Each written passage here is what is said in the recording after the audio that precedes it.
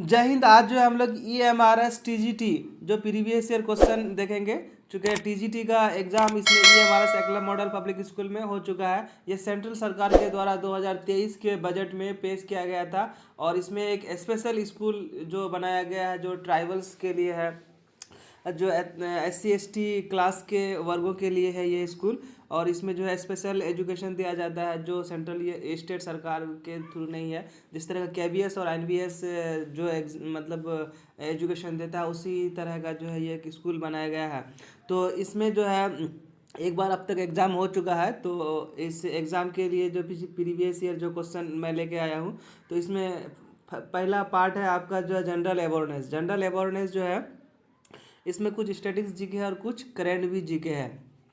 तो हम लोग पहला क्वेश्चन देखते हैं। पहला क्वेश्चन कहता है निःशुल्क और अनिवार्य बाल शिक्षा का अधिकार अधिनियम 2009 के संबंध में निम्नलिखित में से कथनों में से कौन सा कथन सही है। तो इसका सही जो आंसर हो जाएगा ऑप्शन नंबर डी हो जाएगा। कहता है कि इस अधिनियम के अनुसार किसी भी बालक को आयु के प्रमाण के अभाव में विद्यालय में प्रवेश देने से इनकार नहीं किया जा सकता है। तो इसका सही क्या हो जाएगा, ऑप्शन नंबर डी हो जाएगा। ये भी जो क्वेश्चन नंबर 2 भी जो है आपका स्टैटिक्स जीके है। इसमें कहता है कि आलमगीर नामा निम्नलिखित में से किस मुगल बादशाह के शासन का इतिहास है। तो आलमगीर नामा जो है जहांगीर औरंगजेब का जो है बचपन का नाम आलमगीर था। तो आलमगीर नामा जो है औरंगजेब के जो है पूरे शासनकाल को दर्शाता है, इसलिए इसका ऑप्शन हो जाएगा option number D. Question number 3 देखते हैं। क्वेश्चन नंबर 3 में कहता है भारत के आर्थिक सर्वेक्षण 2022-23 के अनुसार निम्नलिखित में से किस स्तर पर 2013-14 की तुलना में 2021-22 में विद्यालय में सकल नामांकन अनुपात में गिरावट देखी गई। तो इसका जो सही आंसर हो जाएगा प्राइमरी क्षेत्र। प्राइमरी क्षेत्र में जो सबसे कम क्या नामांकन देखा गया था। तो इसका ऑप्शन जो हो जाएगा यहाँ पे कूट दिया हुआ है, कूट के हिसाब से ऑप्शन हो जाएगा ऑप्शन नंबर बी। केवल एक सही है इसका। क्वेश्चन नंबर 4 कह रहा है ये जो है करंट जी के है। इसमें कहता है निम्नलिखित में से भारत में एक अस्थायी प्रशासन का उदाहरण है। तो इसका ऑप्शन हो जाएगा option number D, a civil servant. Civil servant जो है ये एक परमानेंटली जॉब है जो जब तक आदमी रिटायर नहीं होता है तब तक जो है जॉब में रहता है, यानी 60 साल तक 62 साल तक रहता है। प्राइम मिनिस्टर की बात अगर करें तो प्राइम मिनिस्टर इसलिए नहीं होगा कि इसका जो है अगर कार्यकाल एक बार जो जीतता है तो 5 साल तक ही होता है। सेंट्रल मिनिस्टर जो है कैबिनेट मिनिस्टर इसका भी जो है 5 साल तक होता है। गवर्नर ऑफ स्टेट किसी भी स्टेट का गवर्नर जो है वो भी 5 साल तक होता है। या तो फिर राष्ट्रपति के प्रसाद पर्यंत कार्य करता है, राष्ट्रपति जब चाहे उसको हटा सकता है, टर्मिनेट कर सकता है। तो इसका ऑप्शन हो जाएगा ऑप्शन नंबर डी सही हो जाएगा। अब क्वेश्चन नंबर 5 देखते हैं। क्वेश्चन नंबर 5 जो है ये स्टैटिक्स जी का है। कहता है कि जब कोई चूंटी किसी व्यक्ति को काटती है तो वह उसकी त्वचा के भीतर क्या डाल देता है। तो इसका आंसर हो जाएगा ऑप्शन नंबर ए, यानी फॉर्मिक एसिड। कोई चींटी या मधुमक्खी या फिर कोई बिन्नी या फिर सांप के डंस जो भी जो काटा जाता है उसमें जो आपका जो जलन होता है तो वो किसके कारण होता है, फॉर्मिक एसिड के कारण। और फॉर्मिक एसिड का फॉर्मूला होता है CH3COO।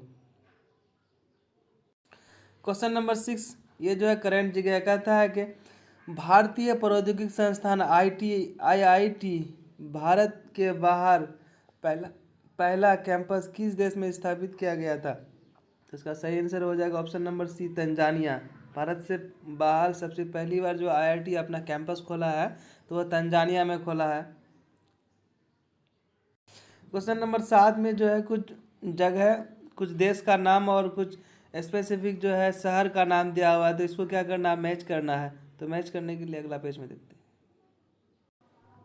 यहाँ पे जो है मैच करने का स्थान दिया गया हुआ है। जैसे रिवोनिया, रिवोनिया कहाँ पे है, दक्षिण अफ्रीका में है। वर्साई कहाँ पे है, ये तो फ्रांस में है। वर्साई एक महल है जो राजा लोग पहले लुई 14वीं से लेकर लुई 16वीं तक जो है वहीं रहा करते थे। सेंट पीटर्सबर्ग ये रसिया का एक बहुत फेमस सिटी है। न्यू न्यूरेमबर्ग जर्मनी का भी एक जो है फेमस सिटी है। तो इस तरह का जो है मैच करने के लिए कुछ जगह जो दे दिया गया है उसको मैच करना है, कंट्री और उस जगह का नाम। क्वेश्चन नंबर 8 में कहता है कि व्यापार और उद्योग के क्षेत्र में 2023 का पद्म पद्म भूषण पुरस्कार निम्नलिखित में से किस उद्योगपति को दिया गया है? तो इसका सही आंसर हो जाएगा ऑप्शन नंबर सी, कुमार मंगलम को दिया गया था। 2023 का जो है व्यापार और उद्योग के क्षेत्र में जो अवार्ड मिला था पद्म भूषण, ये कुमार मंगलम को दिया गया था। 9वां क्वेश्चन देखते हैं। कहता निम्नलिखित में से किस महिला हॉकी टीम ने टोर्नियो डेल सेंटेनारियो 2023 का खिताब जीता? तो इसको जीता था भारत की महिलाओं ने, भारत के हॉकी टीम ने। तो ऑप्शन हो जाएगा ऑप्शन नंबर ए। जीएस का 10 नंबर क्वेश्चन यानी लास्ट क्वेश्चन देखते हैं। कहता है लघु हिमालय और शिवालिक के बीच पड़ने वाली देशांतर घाटी डैश कहलाती है, यानी किस नाम से जानी जाती है? लघु हिमालय और शिवालिक के बीच पड़ने वाली देशांतर घाटी को जो हम लोग दून घाटी के नाम से जानते हैं। क्या नाम से जानते हैं? दून घाटी के। तो इसका ऑप्शन हो जाएगा ऑप्शन नंबर सी। अब जो है हम लोग देखते हैं सेक्शन 2 यानी रीजनिंग एबिलिटी। तो सेक्शन 2 यानी पार्ट 2 में जो है रीजनिंग पूछा, इसमें भी जो है 10 क्वेश्चन पूछा गया है। तो 11वां इसका क्वेश्चन देखते हैं। ये जो है एक पूरा जो है मतलब क्वेश्चन दिया गया है। यह कह रहा है कि क्यू के ठीक बाएं में कौन बैठा हुआ है? तो इसका सही आंसर हो जाएगा ऑप्शन नंबर डी, क्यू के ठीक बाएं में जो है डी बैठा हुआ है। Question number 12। क्वेश्चन नंबर 12 में कहता है कुछ स्टेटमेंट दिया हुआ। कहता है कि सभी टोपियां मोजे हैं, सभी फ्रॉक मुकुटे हैं, सभी मुकुटे मोजे हैं। तो इसका जो है यहाँ पे अब दूसरा स्टेटमेंट दिया हुआ है, कौन सा स्टेटमेंट सही है नहीं है वो पूछा है। तो ये कह रहा है क्या कि कुछ फ्रॉक टोपी है। दूसरा स्टेटमेंट में क्या कहता है कि कुछ मुखोटे टोपे हैं। अब जो है इसका निष्कर्ष दिया हुआ है कि कौन सा निष्कर्ष सही होगा। तो इसका आंसर हो जाएगा ऑप्शन नंबर ए। कहता है ना तो एक सही है और ना ही दो सही है। तो ऑप्शन क्या हो जाएगा? ऑप्शन नंबर ए हो जाएगा इसका सही आंसर। क्वेश्चन नंबर 13 देखते हैं। इसमें कहता है नीचे दो कथन दिए गए हैं जिन्हें एक अभिकथन और दूसरा तर्क है, चिन्हित करना है। अभिकथन क्या कहता है कि भारत सरकार ने दिल्ली की सड़कों पर 10 साल से अधिक पुरानी डीजल वाहनों पर प्रतिबंध लगा दिया है। ये जो है उसका अभिकथन है। उसके बाद कहता है क्या, इसका जो है रीजन कहता है कि पिछले कुछ सालों में डीजल की कीमतें बढ़ोतरी हुई है। तो इसका जो सही आंसर हो जाएगा ऑप्शन नंबर सी हो जाएगा। कहता है कि दोनों कथन क्या है इसका सही है, लेकिन पहला कथन दूसरे कथन का क्या कर रहा है? व्याख्या, एक्सप्लेनेशन नहीं कर रहा है। अब 14 नंबर क्वेश्चन कहता है। 14 नंबर क्वेश्चन में जो है ये एक पूरा क्वेश्चन दिया हुआ कहता है कि तानिया सोमवार से होने वाली सप्ताह के 7 अलग अलग दिनों में 7 अलग अलग रंगों के कपड़े पहनते हैं। उनमें से कहता है कि लाल, हरा, पीला, नीला, बैगनी, नारंगी और मैजेंटा रंग की टी शर्ट पहनती है। वह गुरुवार को हरे रंग की पहनती है। फिर इस तरह का पूरा कह के तो कह रहा है कि आप वह किस दिन जो है नारंगी रंग की टी शर्ट पहनेगी। तो इसका सही आंसर हो जाएगा ऑप्शन नंबर सी हो जाएगा, संडे को नारंगी रंग की टी शर्ट पहनेगी। क्वेश्चन नंबर 15 देखते हैं। क्वेश्चन नंबर 15 में कहता है क्या, दिए गए आरेख का ध्यानपूर्वक अध्ययन करें और प्रश्न का उत्तर दें। विभिन्न अनुभागों में दी गई संख्या एक क्षेत्र में अधिक पत्रिका खरीदने वाली व्यक्तियों की संख्या दर्शाती है। तो इसका जो है ये क्वेश्चन कह रहा है। उसके बाद ये डायग्राम दिया हुआ है, जैसे चमक है, सरिता है, उसका नंदन है। तो क्वेश्चन में क्या कह रहा है कि उन व्यक्तियों की संख्या कितनी है जो चंपक और नंदन दोनों खरीदते हैं लेकिन सरिता नहीं खरीदता। तो इसका सही आंसर हो जाएगा ऑप्शन नंबर बी यानी 3। ये जो 3 है ये हो जाएगा इसका सही ऑप्शन। क्वेश्चन नंबर 16 देखते हैं। क्वेश्चन नंबर 16 में क्या कहता है, ए प्लस बी का अर्थ होता है ए बी का पिता है, ए माइनस बी का अर्थ होता है ए बी की माँ है, और ए गुना बी का अर्थ होता है ए बी की बहन है, और ए भागा बी का अर्थ होता है ए बी का भाई है। तो क्वेश्चन क्या कह रहा है यहाँ पे? क्वेश्चन कह रहा है कि उपयुक्त के आधार पर एस माइनस जी भागा टी माइनस एम गुना पी प्लस आर। तो एस और पी के बीच में क्या संबंध है? तो ये संबंध मॉडल का है। ऑप्शन नंबर सी हो जाएगा, ऑप्शन नंबर सी हो जाएगा इसका सही आंसर। क्वेश्चन नंबर 17 में क्या कहता है, निम्नलिखित अनुक्रम के पहले आधे भाग को दूसरे आधे भाग बना दिया जाए तो बाएं ओर छोर से 5वें स्थान और दाएं छोर से 7वें स्थान में कौन सा आएगा। तो इसको आपको अरेंज करना है, अरेंज करने के बाद आपको जो है निकालना है। तो इसका ऑप्शन हो जाएगा ऑप्शन नंबर सी, यानी स्टार आएगा। क्वेश्चन नंबर 18 रीजनिंग का।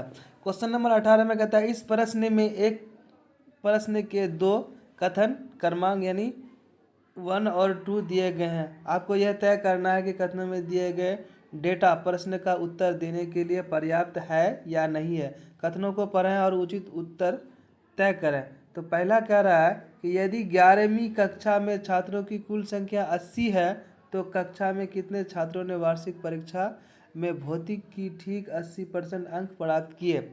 दूसरा कथन यहाँ ये जो है ये उसका असेसमेंट कर रहा है। उसके बाद यहाँ पे कह रहा है क्या कि एक नंबर में कह रहा है कि कक्षा 11 के 45 विद्यार्थी ने वार्षिक परीक्षा में भौतिक विज्ञान में 80% से अधिक अंक प्राप्त किए। दूसरा में कहता है कि कक्षा 11 के 30 विद्यार्थियों को वार्षिक परीक्षा में भौतिक विज्ञान में 80% से कम अंक प्राप्त हुए। तो इसका जो है आंसर हो जाएगा ऑप्शन हो जाएगा A, both statement together are necessary to answer the question. मतलब प्रश्न का उत्तर देने के लिए पर्याप्त है, दोनों ही कथन इसका जो है सत्य है। तो ऑप्शन ए हो जाएगा इसका सही आंसर। क्वेश्चन नंबर 19 में क्या कहता है कि 3 कथन दिए गए हैं जिनके बाद 2 निष्कर्ष है तथा निष्कर्ष 1 और 2। यह मानते हुए कि दिए गए कथन सत्य है, पता लगाइए कि कौन सा निष्कर्ष जो है निश्चित रूप से सत्य है। तो इसका सही आंसर हो जाएगा ऑप्शन नंबर सी, यानी ओनली इंक्लूडिंग, केवल एक ही कथन जो है इसका सत्य है। तो ऑप्शन क्या हो जाएगा, सी हो जाएगा आंसर। सही आंसर ऑप्शन सी हो जाएगा। अब हम लोग क्वेश्चन नंबर 20 देखते हैं। क्वेश्चन नंबर 20 में कहता है भैरव ने अपने घर से शुरुआत की, 50 मीटर पूरब गया, 50 मीटर पूरब की ओर यात्रा की, फिर बाएं और मुड़कर 150 मीटर की यात्रा की। वहां से वह दाएं मुड़कर एक मंदिर तक पहुंचने के लिए 100 मीटर की यात्रा की। मंदिर से वह 150 मीटर उत्तर की ओर चला और फिर बाएं ओर मुड़ा, 100 मीटर चला। अंत में वह जो है अपने बाएं ओर मुड़ा और पी पर पहुंचने के लिए 100 मीटर चला। बिंदु पी से उसके घर की दिशा और न्यूनतम दूरी क्या होगी। तो इसका सही आंसर हो जाएगा ऑप्शन नंबर ए, यानी 50 मीटर वेस्ट होगी। सही आंसर क्या हो जाएगा ऑप्शन नंबर ए। अब जो है पार्ट थ्री में जो है कंप्यूटर आईसीटी है। कंप्यूटर के बारे में जो है 10 क्वेश्चन पूछा गया है। तो इसका पहला 21 नंबर क्वेश्चन है, यानी पहला क्वेश्चन है। और 21 नंबर क्वेश्चन देखते हैं। कहते निम्नलिखित में से कौन एक ऑडियो फाइल का लोकप्रिय फाइल एक्सटेंशन नहीं है। तो ऑडियो फाइल का लोकप्रिय फाइल एक्सटेंशन नहीं है। तो इसका सही आंसर हो जाएगा option number C, PDF. PDF जो है एक्सटेंशन फाइल नहीं है। क्वेश्चन नंबर 22 क्या कहता है, कहता है कि साइबर सुरक्षा के संबंध में मल्टीमीडिया प्रोजेक्शन बनाने और प्रस्तुत करने के लिए आप निम्नलिखित में से किस सॉफ्टवेयर का प्रयोग करेंगे। तो इसका ऑप्शन हो जाएगा ऑप्शन नंबर ए। ऑप्शन नंबर ए क्या है, माइक्रोसॉफ्ट पावर पॉइंट का हम जो है प्रयोग करेंगे। तो ऑप्शन नंबर क्या हो जाएगा, ए हो जाएगा। क्वेश्चन नंबर 23 देखते हैं। क्वेश्चन नंबर 23 में क्या कह रहा है कि निम्नलिखित में से कौन वेब ब्राउज़र का एक एग्जाम्पल उदाहरण नहीं है। तो इसका सही आंसर हो जाएगा option number B, Android set जो है वेब ब्राउज़र का उदाहरण नहीं है। तो एंड्रॉयड सेट हो जाएगा इसका आंसर। उसके बाद अगला क्वेश्चन देखते हैं। क्वेश्चन नंबर 24 देखते हैं। कहता है निम्नलिखित मेमोरी यूनिटों को उसकी क्षमता कैपेसिटी के अनुसार आरोही क्रम में व्यवस्थित कीजिए। आरोही क्रम में व्यवस्थित करना है, अरेंज करना है। असेंडिंग ऑर्डर में क्या करना है, इसको अरेंज करना है। इसका सही आंसर हो जाएगा ऑप्शन नंबर सी। कहता है सबसे छोटा किलोबाइट होगा, उससे बड़ा मेगाबाइट होगा, उससे बड़ा गीगाबाइट होगा, उससे बड़ा टेराबाइट होगा। तो ऑप्शन क्या हो जाएगा, ऑप्शन नंबर सी हो जाएगा मेरा सही आंसर।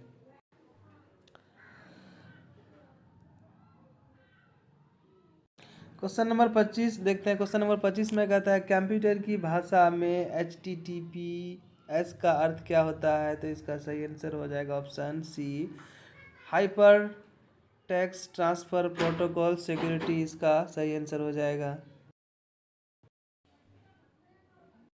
क्वेश्चन नंबर 26 में देखते हैं। क्वेश्चन नंबर 26 में कहता है अधिकांश MS ऑफिस एप्लीकेशन में इलेक्टेड टेक्स्ट या मैसेज को पोस्ट करने के लिए निम्नलिखित में से किस शॉर्टकट का सर्वाधिक हम लोग उपयोग करते हैं? तो इसका सही आंसर हो जाएगा ऑप्शन नंबर सी, यानी कंट्रोल प्लस भी का हम लोग क्या करते हैं, टेक्स्ट को पोस्ट करने के लिए सर्वाधिक यूज करते हैं। तो ऑप्शन नंबर हो जाएगा सी। क्वेश्चन नंबर 27 में कहता है कि कंप्यूटर हार्डवेयर डिवाइस स्विच एक एग्जाम्पल है, उदाहरण है किसका? तो सही आंसर हो जाएगा option number D, networking device का एक उदाहरण है। कंप्यूटर हार्डवेयर किसका उदाहरण है? नेटवर्किंग डिवाइस का एक उदाहरण है। क्वेश्चन नंबर 28 में कहता है निम्नलिखित में से किसमें वायरस इन्फेक्शन का खतरा सबसे कम होता है? तो वायरस इन्फेक्शन का खतरा सबसे कम जो होता है आपका ऑप्शन नंबर बी हो जाएगा। ऑनलाइन प्रिंटर में जो है वायरस इन्फेक्शन का खतरा बहुत कम होता है। क्वेश्चन नंबर 29 में कहता है जब हम कुछ अतिरिक्त नेटवर्किंग डिवाइस, कुछ अतिरिक्त extra networking device wire cable का प्रयोग करके अपने स्कूल की कुछ कंप्यूटर लैब में 20 कंप्यूटरों को आपस में जोड़ते हैं तो सामान्यतः हम किस प्रकार का नेटवर्किंग स्थापित करते हैं?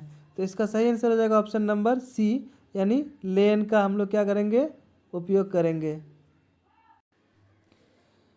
क्वेश्चन नंबर 30 कहता है कि निम्नलिखित में इसमें से किस समूह में केवल इनपुट डिवाइस है, सिर्फ इनपुट डिवाइस है? तो ऑप्शन हो जाएगा इसका बी, कीबोर्ड इनपुट डिवाइस है, माउस इनपुट डिवाइस है और प्रिंटर भी क्या है, इनपुट डिवाइस है। तो इसका सही आंसर हो जाएगा ऑप्शन नंबर बी हो जाएगा।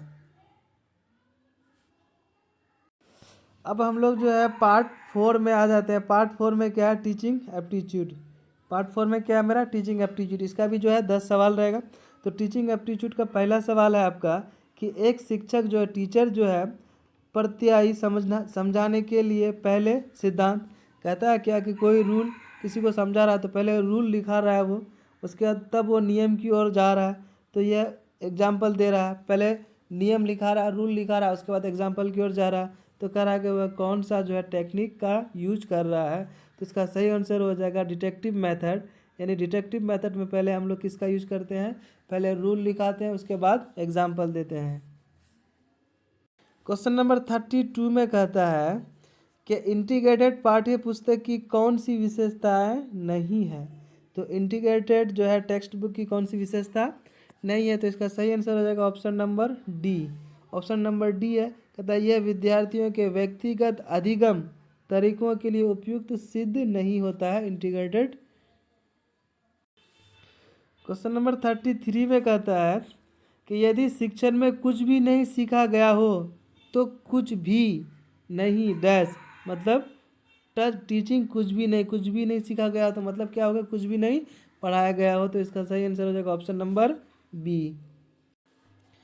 क्वेश्चन नंबर 34 कह रहा है कि एक creative student is one who has, मतलब एक सृजनात्मक विद्यार्थी वह है जिसके पास क्या होगा, यानी जिसके पास ओरिजिनलिटी होगा और फ्लेक्सिबिलिटी होगा, इन दोनों का जो आइडिया होगा तो वो क्या कहलाएगा, क्रिएटिव स्टूडेंट कहलाएगा। तो इसका सही आंसर हो जाएगा ऑप्शन नंबर बी हो जाएगा।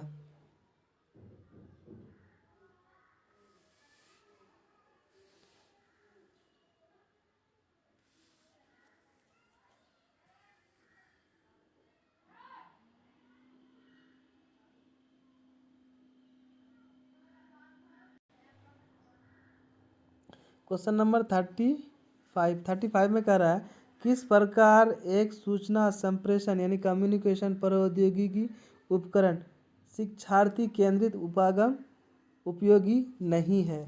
तो यह फॉर्मेटिव असेसमेंट यानी फॉर्मेटिव जो है, ये जो है एक स्टूडेंट सेंटर्ड ये नहीं है।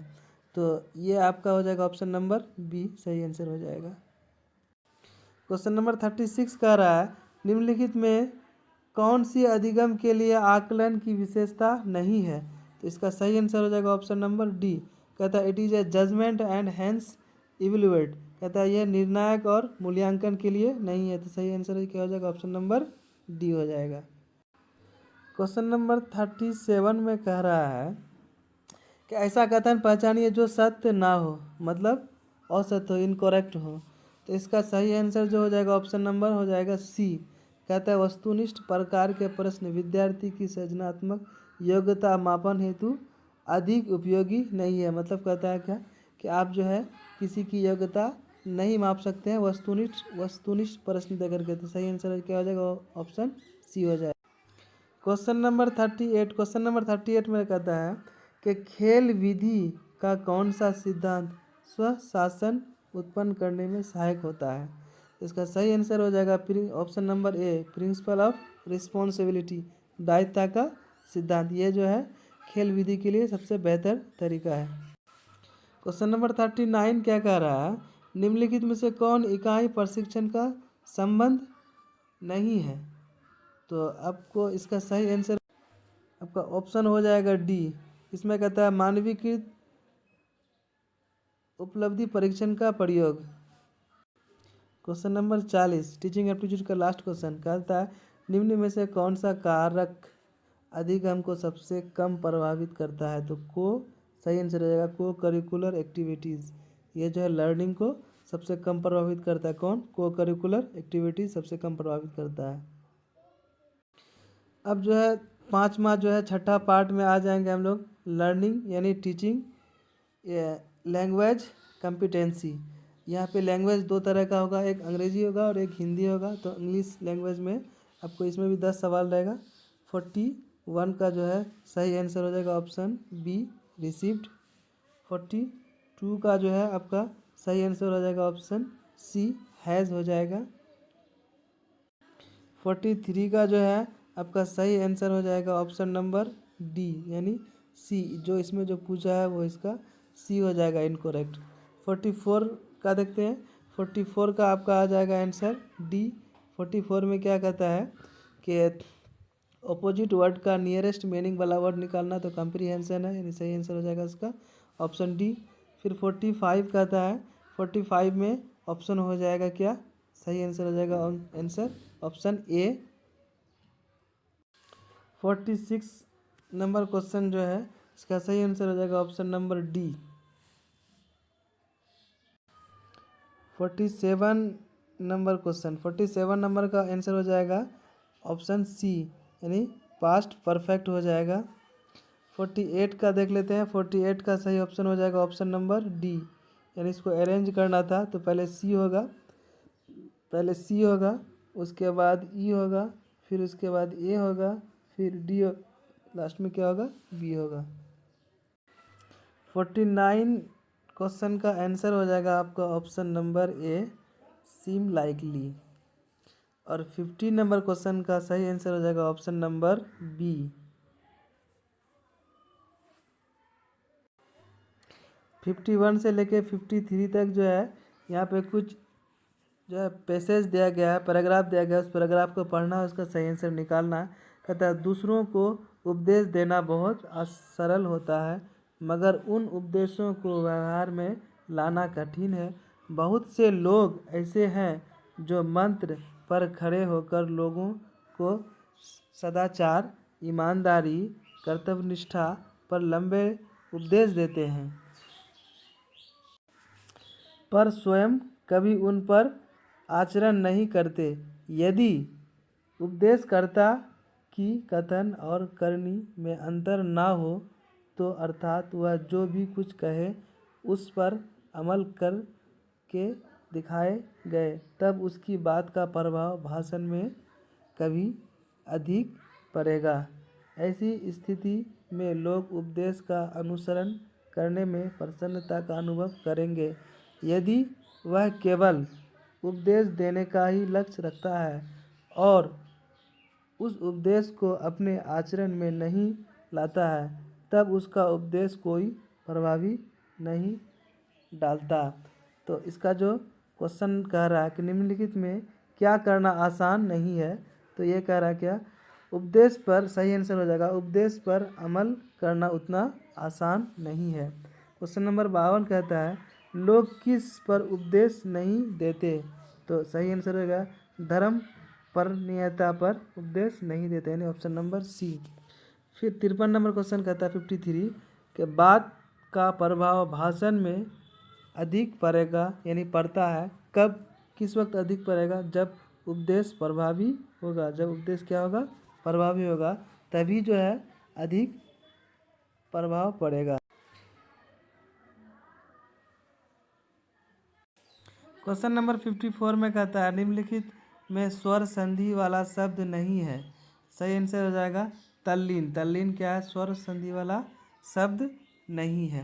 क्वेश्चन नंबर 55 में कहता है विलोम शब्द के आधार पर असंगत शब्द को चुनिए। तो इसका सही आंसर जो हो जाएगा ऑप्शन नंबर बी हो जाएगा। निंदा और प्रार्थना ये एक दूसरे का ऑपोजिट नहीं है। उसके बाद कहता है 56 में कहता है कि निम्नलिखित में से जातिवाचक संज्ञा कौन सा है। तो नदी जो है मेरा जातिवाचक संज्ञा है, यानी ऑप्शन नंबर डी हो जाएगा सही आंसर। क्वेश्चन नंबर 57 कहता है इंद्र शब्द का पर्यायवाची शब्द नहीं है। तो मनोज जो है इंद्र शब्द का पर्यायवाची शब्द नहीं है, ऑप्शन सी हो जाएगा। सोने में सुहागा मुहावरे का सटीक अर्थ है, क्या होगा? इसका सही आंसर हो जाएगा ऑप्शन नंबर बी। अच्छी चीज़ का और अच्छा हो जाना, ये सोने पे सुहागा कहलाता है। उसके बाद 59 नंबर क्वेश्चन कहता है निम्नलिखित में से कौन तत्पुरुष समास नहीं है। तो तत्पुरुष समास नहीं है, उसका सही आंसर हो जाएगा ऑप्शन नंबर बी नरा धन, ये तत्पुरुष समास नहीं है। फिर क्वेश्चन नंबर 60 कह रहा है निम्नलिखित में से कौन अशुद्ध शब्द है। तो अशुद्ध शब्द जो है सीधा साधा, ऑप्शन नंबर ए, ये जो है अशुद्ध शब्द है। फिर 60 से लेकर के 63 तक यानी 61 से लेकर 63 तक जो है फिर एक पैसेज दिया गया है। इस पैसेज को पढ़ना है, फिर इसका क्या करना है, आंसर लिखना है। पैसेज को पढ़ने के बाद जो है 61 नंबर क्वेश्चन कहता है भाषा का लिपि रूप किस विकसित हो जाता है, यानी कैसे विकसित हो जाता है। तो इसका सही आंसर हो जाएगा ऑप्शन नंबर ए, सभ्यता और संस्कृति के विकास के द्वारा। 62 में कहता है निम्नलिखित में किसमें मौखिक भाषा का उपयोग नहीं होता है। तो इसका सही आंसर हो जाएगा ऑप्शन नंबर डी, लेखन में मौखिक भाषा का उपयोग नहीं होता है। 63 में आप देख सकते हैं भाषा का वास्तविक रूप क्या है। तो सही रूप हो जाएगा मौखिक भाषा।